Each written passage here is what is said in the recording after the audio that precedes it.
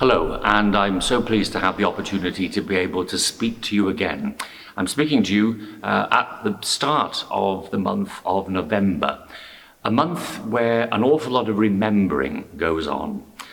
The month begins with All Saints' Day, when the Church remembers the saints of our faith, great and small, those characters who struggled and suffered and in some cases gave their lives in order to proclaim the gospel of love and truth and goodness in the world.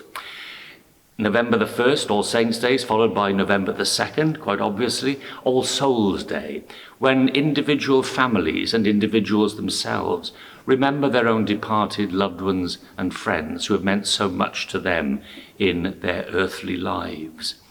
Shortly after, November the 11th comes Armistice Day, Remembrance Day, day when we call to mind the huge sacrifices made by millions in so many different parts of the world and in so many different ways to combat evil and to try and establish a just and loving and compassionate society.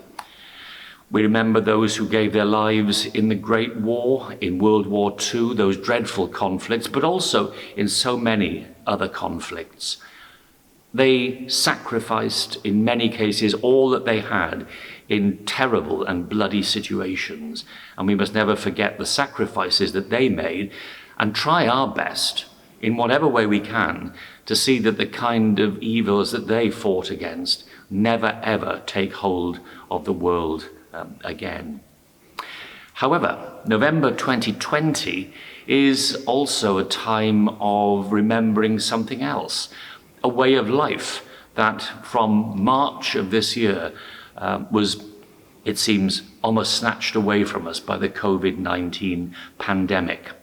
For many of us, that's brought about significant inconvenience.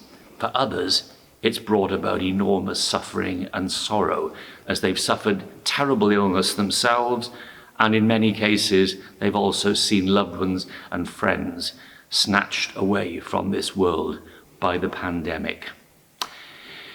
Remembering the sacrifices of others, remembering the loss of others, is something that can make us sometimes feel, frankly, negative, and can make us feel that darkness is overcoming us. But let's remember that November leads on to December, when we will be celebrating the coming into the world of the light that no darkness can overcome, the light of the Lord Jesus, born into isolation, born into life as a refugee in Bethlehem, but the one who would teach us that however dark life may seem, there can always be hope, and there can always be light, and there can always be the triumph of that light over darkness.